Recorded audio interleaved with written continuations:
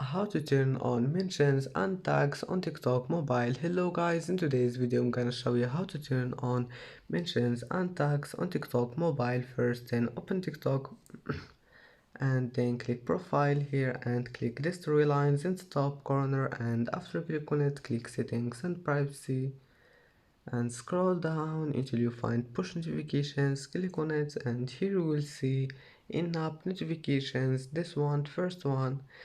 Click on it and now here you will find it mentions and tags. Now all you need to do is just turn it on just by one click, and that's it. As you see, mentions and tags have been turned on. And that's it for today's video. If you like this video, don't forget like and subscribe, and thank you for watching this video until the end, and see you in the next video.